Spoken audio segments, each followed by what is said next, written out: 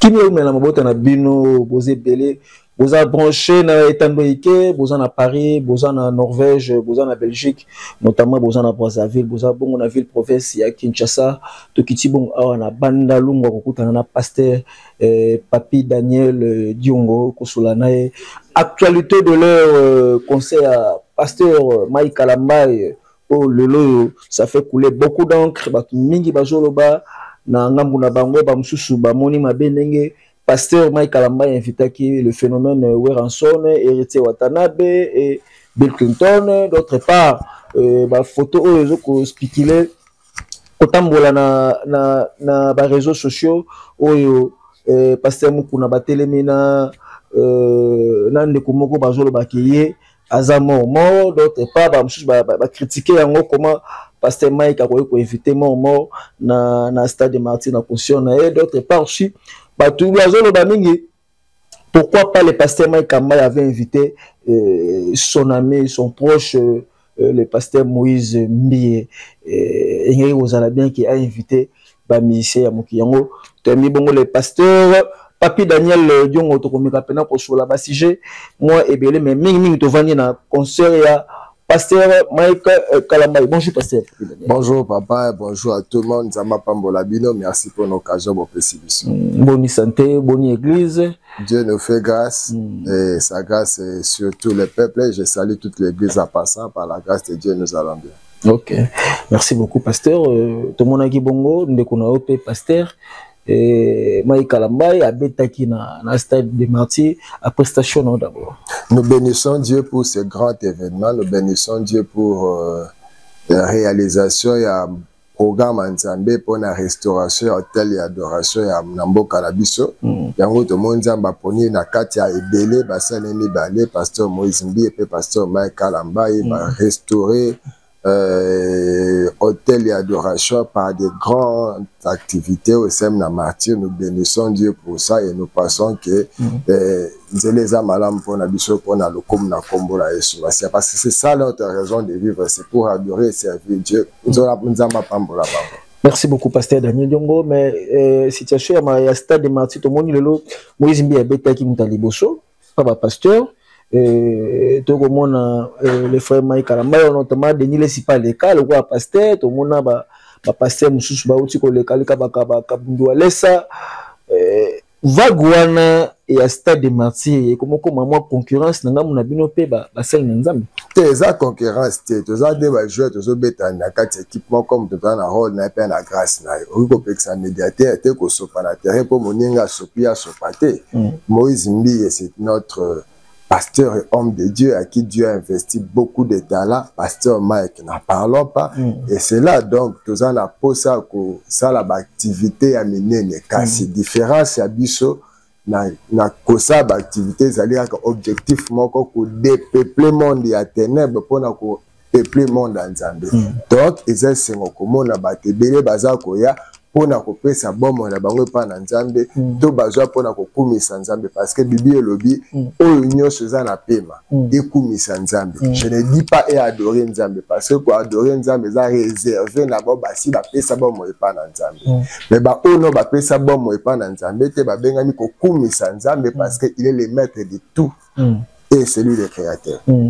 Je suis dit bon parce que tout le monde depuis qu'a faire na fali comme Betista de Pessi en plein tout le monde peut vaguane ya Moïse Mbie et Mike Kalambai déjà tout ça li annonce la sœur Lombongo et sinon on a dévoilé date pas déjà zobeta na stade comment appelle moi polémique hein tezo comme polémique pour na batatango oyo otango pe ba Kofi ba Wemba ba Keste ba betaka polémique ni batatango pe ba ebiango mais ce qui est essentiel c'est que unité de mesures ya église eza bango te voilà toza na stade kaka moko Dieu soit béni pour ba déplacer stade te ba beti batiki ba soupe ba kobeta ka mais c'est que nous allons dans des grands espaces comme ça to que na stade matite pour ça danger mais tozo que na stade de matite pour sika moko ya munene ko un plus grand nombre de personnes alors tozo que ne pona kokumisela ngokolo nous n'avons rien à voir avec concurrence nous n'avons rien à voir avec défi mais toza na posande ba ebele Mike Kalambai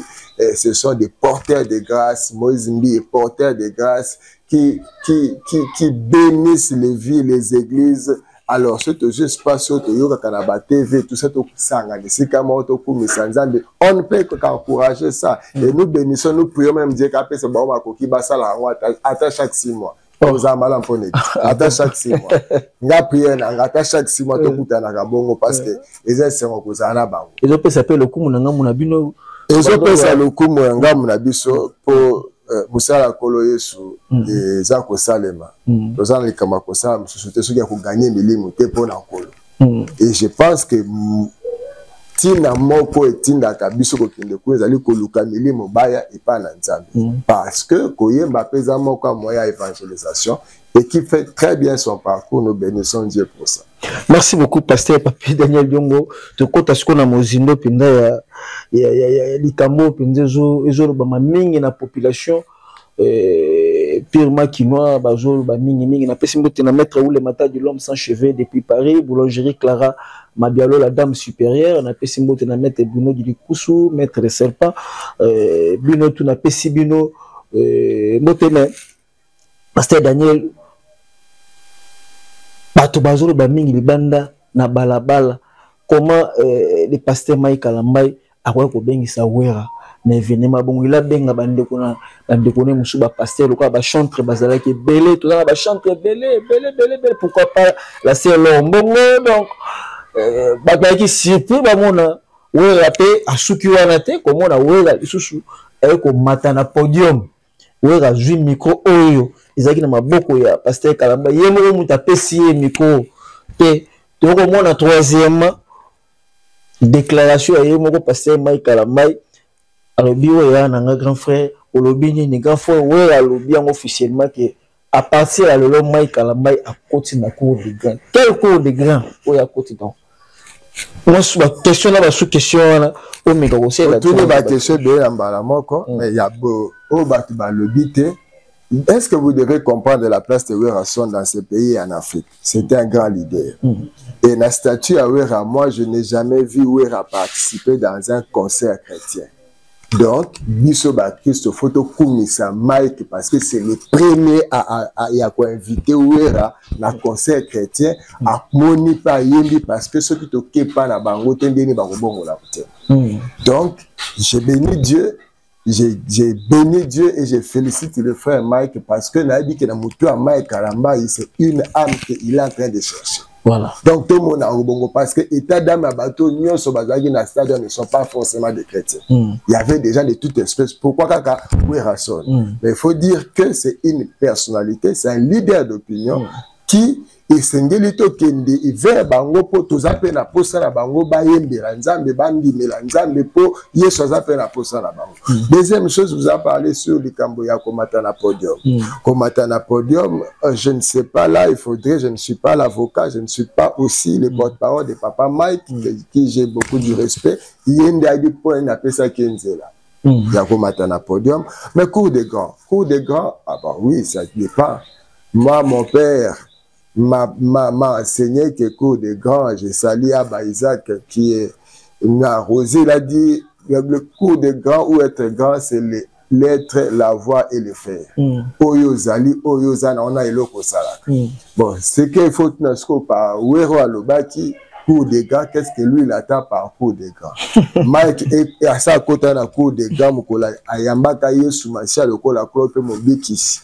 Bokonzi à Molili, Bokonzi à Mpole, à Mokili, à Mike, prince de Dieu, parce qu'il a été sauvé par Jésus-Christ. Il n'y a pas une plus grande cour qu'il y a aux Amants à l'Anza. Absence, il y a pasteur Moïse Mbi. Oui, absence, il y a pasteur Moïse Mbi, il y a absence, il y a papa Deningo, il y a absence, il y a papa ma papa et les gens qui nous ont bénis, absence il y a bébé sous absence il y a bandeko belé, absence il y a bandeko belé ambuta kamoka, absence il y a bandeko belé. C'est vrai qu'on a voulu qu'ils en dingwana. Et chacun a son agenda. Même dans le mariage, tu dis que ça va mais je pense que dans les jours à venir, ces deux personnes monteront sur l'autel de Dieu pour louer le Seigneur. Parce qu'ils l'ont fait, ils ont toujours l'habitude de le faire et ils le feront. Mais sinon, ça allait être une surprise agréable. Agréable de voir ces deux étoiles. Parce que ceux qui ont étoiles, les hommes, se soutenir. Voilà. Mais étoile, nous se soutenir, comme on a ce goût. Imaginez sur un matin quand on a podium, voilà. Oh, le ciel allait descendre sur la terre parce que ce sont les deux étoiles qui s'unissent pour bénir le nom du Seigneur. Bon, je pense que celui qui est na Mathieu, merci beaucoup, Pasteur Daniel, Papi Daniel Diongo. Toujours continuer, toujours, n'a pas si mot na maître envoyé, n'a pas si mot na maître Corée suprême. Na pesi mbote na Marie-France Bitodi, Eliane Bitodi, bana colonel Bitodi, bino na pesi bino mbote. Mais to ko remarquer lo komoko Pasteur Mike a joué micro, asenga d'abord peuple de Dieu pardon, ba comprendre d'abord sans sa pardon on a télé répandu koloba par rapport à la vidéo expliqué là en 2018, 2020, il y a eu ceci, il y a cela. Est-ce que c'était vraiment le moment où les frères Mike il faut casser un peuple de Dieu, pardon. Le meilleur moment à concert. Le meilleur moment à concert, c'est le moment pasteur Mike a à l'église, pardon. Pour ma cambasso, pour ma écouta, vous savez, ça c'est une marque d'humilité. Que Dieu bénisse son serviteur pour ce courage et pour cette humilité. Parce que au moment où il faut et puis ça va te m'appeler. Mais il est bouqué m'appeler. À reconnaître Kaza Mouta, Fouka mi pas les lima mi ce kiti. Mais tout le monde a dit on a catché malobate papa. Tout le monde a dit Moïse mi est pas bétail na stade. Et puis la vidéo circule là entre autres na c'est là que moi je bénis pardon. C'est là que moi je bénis Dieu. Et c'est là que moi je bénis Dieu pour le caractère et l'humilité à Pasteur Mike et pour la Québec et Yacholo. Il y a dit, depuis 2018, ils se sont dit beaucoup de choses. Il y a ma lame, Mengaï, na Mikitisi. Nzambe. Je ne pense pas qu'il a demandé seulement pardon là. Il a fait depuis et pas Nzambe. Mais le coup, la biso, tu as Mathieu et Nzambe. Afoukami a sengi biso pardon. Mais ça veut dire que l'objectif, il y a Mike, il y a concert, c'était une réconciliation du peuple avec son Dieu. Il part ça par lui. Et il nous a montré le chemin. Tina concert, oh, ils ont pardon. Ils ont réconciliation. Ils ont bolingo. Ils ont kozonge la nzambe. C'est là de dire restauration hôtel où il est qui n'a pas pardon. Ils ont bata beta qui m'a baku. N'a beta li bakute. Dans les kambo songolo popakala. Mabina nyoso ananga na mikitisi parce que j'ai intérêt. Il y a un ciel à gagner. Il y a une affaire à éviter. Voilà. Et il a fait le bon choix de dire, c'est que je fais aussi. Et il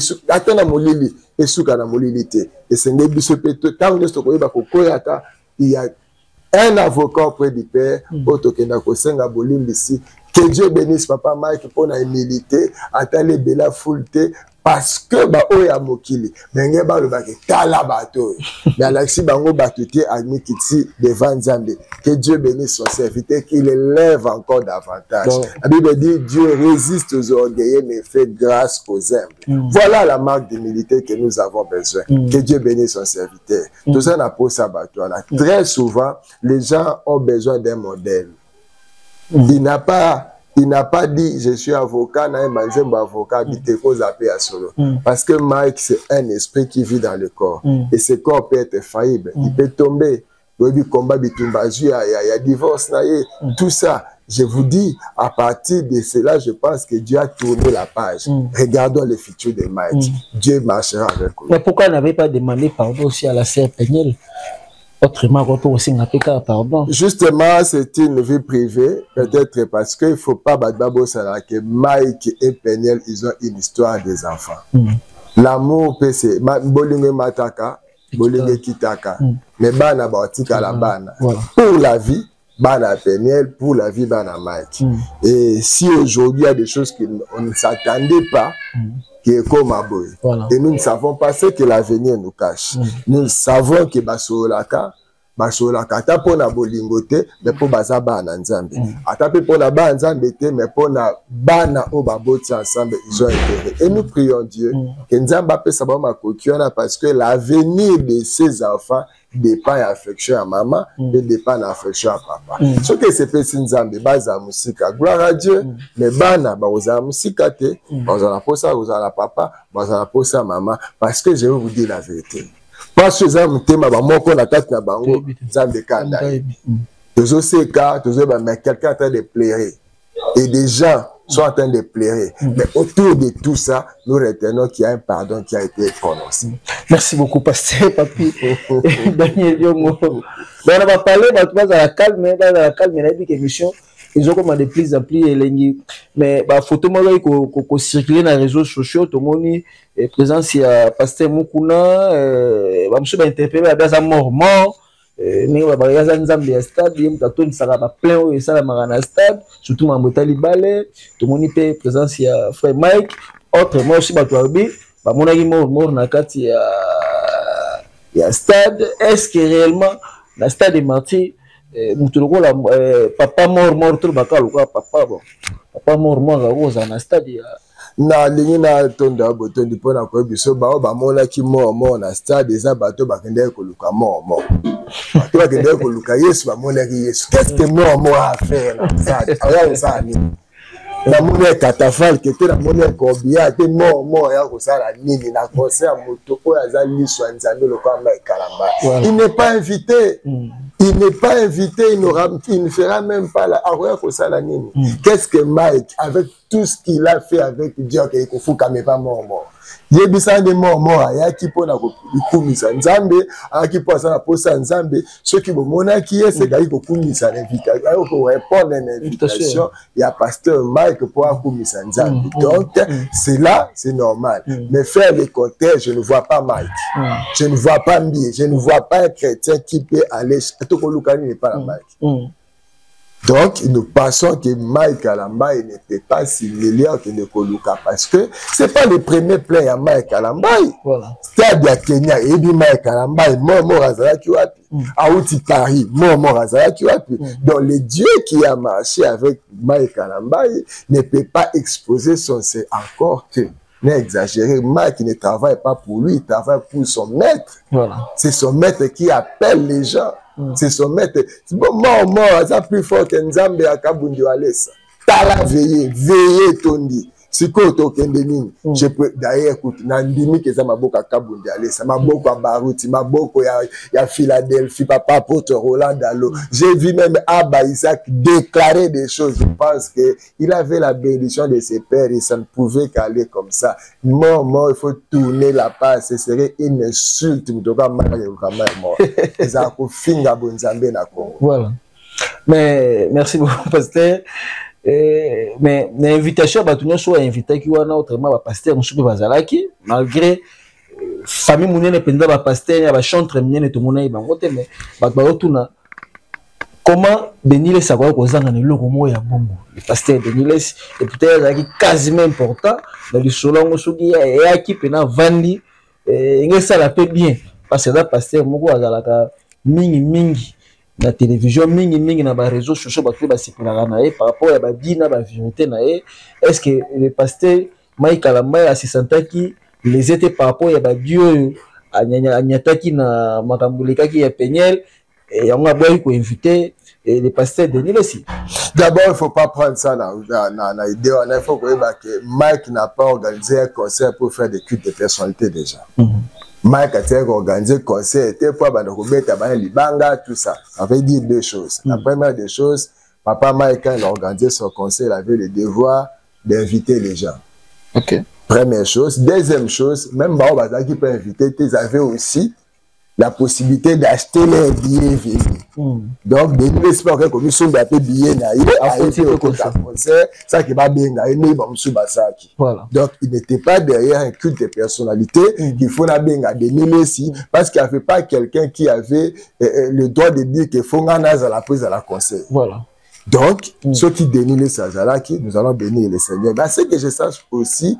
J'ai suivi certains temps que Denis César au Congo, qui est dans les États-Unis, et aussi Kazak au Maman Mouké. Mais je pense que Papa Mike pourrait continuer l'invitation. Celui qui Tana Ezaki, il pouvait répondre. Celui qui Papa Mike a tiré l'invitation, il n'y a pas de confondre, il va billet, il va passer le belé, il va se billet, il va participer pour la gloire de Dieu. Mais ce qu'il faut retenir, si tous on a la volonté à quoi stade bâtir les gens en place. Est-ce que le lopeto ko s'attend à la featuring moko ningi le lopeto m'a bêté tout le monde le frère Mike a invité son grand frère Weranson, Bill Clinton, héritier Watanabe tout ko s'attend le tout le monde peut featuring ya frère Mike na frère Wera. Oui, c'est possible, hein. C'est possible pour nous de prophétiser au dit frère Wera. Quand il sera frère Wera, ti aoyemba. Mais pourquoi pas dans un coup Nzambe on a sœur Maya, autrefois appelée sœur Mége. Voilà. Pourquoi pas dans un coup Nzambe? Donc je suis d'accord, je bénis Dieu.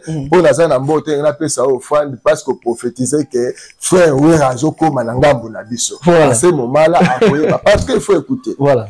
Dieu agrée d'abord l'adorateur avant d'agréer l'adoration. Nzamba ndimana no mutu. Mutema mutu yambo andima adoration na yo. Et pour notre information, Dieu ne cherche pas l'adoration. Dieu n'est pas en crise de l'adoration, mais Dieu cherche des adorateurs. Et ces adorateurs doivent être vrais.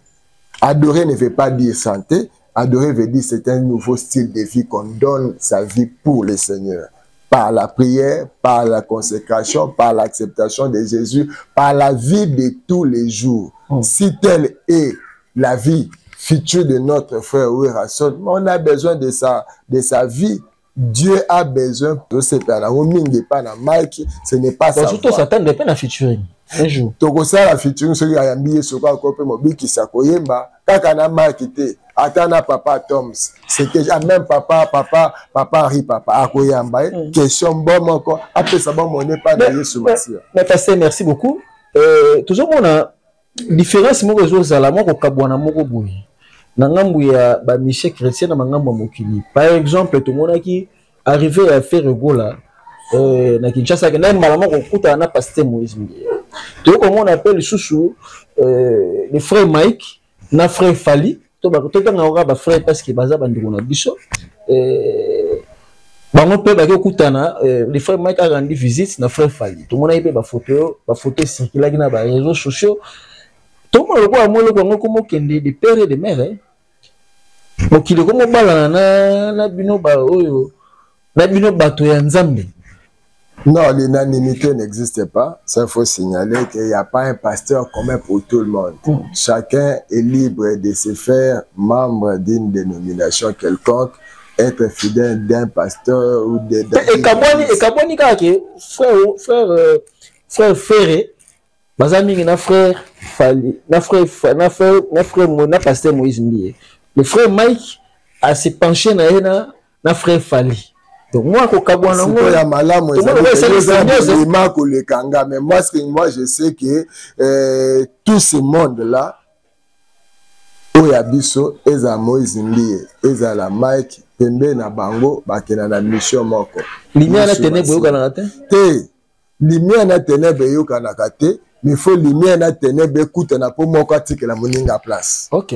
Oui. Parce que ceux qui te mis lumière et tout, moi, ténèbres qui me ceux qui, écoutez, Dieu c'est la simplicité. Dieu c'est l'humilité. Et à un moment donné, c'est le contraire qui devait être fait. De la nature, muta malade mais nous arrive biso peut te malade c'est possible que faire à mon papa Moïse c'est une manière d'apporter la lumière, c'est une manière d'apporter l'évangile. Vous savez, à un moment donné, voilà. Tout tous Dieu nous a pris na Kobo na Kindumba na Bakisi na Banini tous Nzamba Jabiso et tellement tant Nzamba Jabiso à côté Biso Nyongo et chacun de nous est obligé de rentrer pembe na bao bazako bita vieux azaka na poids bisabango mes chers vous êtes dans les ténèbres voilà une lumière que Dieu nous a présentée. Mais pourquoi d'autres pasteurs bazaka na hypocrisie wana balingako pour approcher bangote sur les hypocrisie mais ezali le lenge ya moko pe mosusu. Ce côté la Bible, Paul est appelé la porte des païens. Voilà. Mais ce n'est pas Pierre. Pierre est appelé la porte des Juifs. Donc Paul a un langage facile avec les païens. D'ailleurs il exagère, il dit que ceux qui n'ont pas bango na lingana koma lokola bango na motif moko na benda bango. Mais Pierre ne se fait pas pour la Pierre d'abord qu'on lit et l'autre des problèmes. Mais Paul a ici en Zabi la circoncision dont il est question, ça n'a rien à voir avec la chair, c'est le cœur. Donc c'est tout à fait normal.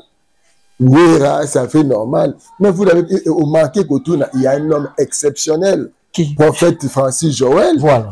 Vous pensez que c'est par hasard, il y a un travail qui s'est fait. Parce que, en fait, pour Batuba Bongo la mouté, il faut que ça malam. Pour ça, il faut bolingo. Car Dieu a tant aimé le monde, il a dit. Donc, notre présence auprès de ces gens a un seul objectif, leur apporter la lumière de Jésus. Christ est allé vers ceux qui n'avaient pas. Christ est venu parce qu'il n'y avait pas la lumière. Et cette lumière a été donnée. Nous bénissons Dieu. Mais aussi, ceux qui allaient pour les baptistes, ils peuvent baptiser même qui tard. Voilà. Ils ont seulement un Dieu qui les divise, eux tous. Mais nous bénissons Dieu parce qu'il y a un ciel à gagner et une affaire à éviter. La PSI docteur Dani Makela Mbote, c'est dit que Mongani, la PSI Mami Madienga Mbote a trop, mais question de curiosité, tout le monde a chité. Est-ce que le lot dit, mes frères Fali, il peut pas, toi, il frère Ferré, toi, il frère Ouera, on va la même pas tasser de maman pasteur. Soit la PSI pasteur, papi Daniel Diongo, ma frère Ouana, bah, il peut sa dîme na bamou. C'est pasteur pas aujourd'hui moi. La copambo la coloye sous ma casse. Ah bon? Oui. Ça qu'il faut comprendre d'abord, la dîme n'a rien à voir avec la sainteté, c'est la loi de Dieu. Ça veut dire que dans tout ce que nous avons, il y a une partie qui n'est pas à nous, qui revient à Dieu. Si l'un d'entre eux, comme beaucoup de chrétiens, reconnaissent que les amakasi nangate, les amayele nangate, les angolou nzambe sous le soleil, ce que moni mutasele bola, c'est qu'il y a une grâce de Dieu quelque part. Et si ces derniers reconnaissent cette grâce et appliquent la parole de Dieu, je bénirai le Seigneur pour ça. Donc je vois pas, il y a une différence entre la dîme et l'adoration. Voilà. La dîme, c'est une reconnaissance que ça revient à Dieu. Tout ce que nous sommes sous la terre, nous sommes des gérants. Nous qui l'anzambe. Tous à gérer le boulot que l'anzambe pour moi qui l'anzambe. Alors, on a mutaza ko reconnaître que l'anzambe m'a payé sa kanga. Alors, na oya payé sa kanga. Na longo la moko na zomi. Na payé sa na mosali l'anzambe. Azali béni. Mais ça ne garantit pas le ciel. Le ciel, il faut accepter Jésus-Christ comme Seigneur et Sauveur. Alors, je dirais qu'il servirait à Ouera. Il y a des gens qui disent que pour apambolama, pour le biazanga boko zanzambi. Denga na kosepela, ou ta kopé sanga pe dim, mais apé sanzambi no motema nae, bomo nae, et koleka dim nae, pour que ça fête na lola. Il y aura pas une fête na lola pour apé singa dim, mais que ça na fête na lola. Ceux qui moko na bango, moko na biso apé si bomo n'est pas na kolo, Dieu sera content. L'objectif de Dieu ce n'est pas l'argent et l'or parce que nzamba zanango. Dieu n'est pas en crise. Et quand nous donnons, ce n'est pas pour enrichir les pasteurs, mais nous donnons pour être bénis. Parce que nous obéissons à la parole de Dieu. Merci beaucoup, pasteur. Merci beaucoup. Mais je m'en accepte pour aller après. C'est Moka. Trésor Moutou Momo n'a pas été comme on biso. Maman Isaïe la joie. Boulangerie Clara Mabialo, la grande dame. Pasteur, le roi c'est peuple de Dieu, les loups. Va retenir Nini. Na passage na on émission na biso les champions. Peuple de Dieu par rapport à un concert les cas qui peut. église totoye ba église pasteur Papi Daniel ba okaka pasteur Papi Daniel Diongo église ezawapi na numéro pe ya contact bato balingi ba joindre na téléphone ba kobenga na numéro nini o baza na Poto baza na France baza na Belgique nous bénissons Dieu pour ce qui a été ces 2 concerts, mais ce n'est pas que 2 concerts.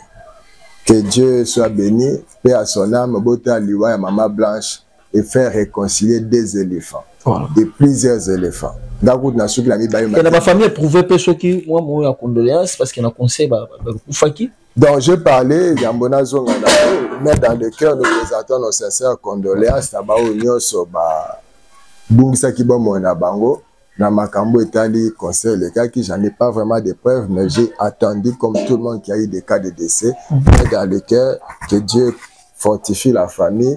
Et je pense que c'est une porte de ciel qui a ouvert pour Nabango. Nous bénissons Dieu à toutes circonstances. Mais j'étais en train de dire que Makambo Zali Kosali, Dieu est en train de réclamer l'unité à l'église du Congo. Voilà. Et Naba chantre et Naba pasteur. On a vu des grands éléphants qui ne se parlaient pas, qui ne vivaient pas ensemble alors qu'ils étaient des meilleurs amis. Je cite les prophètes Joël Tatou et pasteur Marcelo s'embrasser. Mais ce qui était une bonne chose, mais malheureusement dans un moment de douleur. Mais nous pensons, nous cessons quand même ce temps pour dire au comment on a l'obima et Kalamba et Moïse. Parce que nous sommes tous joueurs d'une même équipe. Nous sommes tous joueurs, même ceux qui te jouent au canal, les lotés et au les canangos, et puis au canal, tu es sous pesapé à soloté. C'est le contour, il y a des journalistes, il y a des internautes, il y a des tickets, tout ça. Mais en fait, ce sont des enfants de Dieu. Voilà. Pasteur Marc a une église, Pasteur Moïse a une église, je pense qu'ils sont des modèles pour nous. Mais parfois, il y a des points où le bas au Canada, mais qu'on change à Kanango. Donc, Dieu réclame l'unité à l'église, voilà. Dieu réclame l'unité dans les hommes de Dieu, Dieu réclame l'amour, to vivre sikamo to simana. Je suis le pasteur Papi Daniel Diongo, pasteur responsable de l'église Cité de la Mission, Tozana Bandal, Ariba Kaya, ou sur l'avenue Betty au 48. Nous nous réunissons chaque mardi, jeudi et dimanche. Mardi, jeudi, c'est à 17h. Et pour ceux qui auront le devoir ou l'amour de nous contacter, nous sommes au PIS 243 89 89 29 202. Ça a été pour moi un plaisir sur mon côté. Je n'avais pas l'intention de les aider que ce soit, mais nous avons eu seulement la chance d'être honorés par ces grands magazines où il y a des bisous. On a koloba makambo etali Moussa Nzambe totombeli yango pe maloba makambo kitoko kola tambo sans papa mbolango et nous passons que dans les jours à venir Nzamba ko pesa biso makasi ya kozape na lisongi ya koza longo kola pambola bato nyonso kimia na koloza na bino moi libanga pe ça bien oui libanga liboso za kolo yesu masi à mettre ya temps et à circonstances muto abikisa biso à ma chère épouse maman Gisèle et mes enfants que j'aime et j'adore mes précieux enfants Tracy et Mersenne tous les enfants moi l'église du Seigneur que nous j'ai pour ça mon église au kao et à l'église l'église à kolo yesu obsuto kambaka alors mbote na église na bana nganyoso na basala nzambe mosel munene akosa musa makasi mais nanga berger si le pique batinyoso Dieu vous bénisse que Dieu bénisse papa Hervé Mobutu et Sikazali mon ami mon compagnon Nzamba Pambolae et mbote na mon recteur Abba Isaac rouleau révélé tous les étudiants Dieu vous bénisse. Numéro de téléphone pour voilà pour le numéro de téléphone prenez c'est le plus 243 89 89 29 202. Voilà mon numéro WhatsApp et mon numéro, le seul numéro que j'ai pour l'instant. Non, peut la juste secrétaire. T'es dans un secrétaire, c'est sur beaucoup de Dieu vous bénisse. Merci beaucoup. Beau liker, beau commenter, beau bien pasteur, surtout le bagage ma balam au bétama beaucoup, surtout le bagage ma beau bien pasteur. En tout cas, pasteur Azaki qui m'éclaire. La possible de nous montrer, tout couper dans balance, ma souris coulée sous ma sia, azonité, bye et ciao. Merci. Merci beaucoup.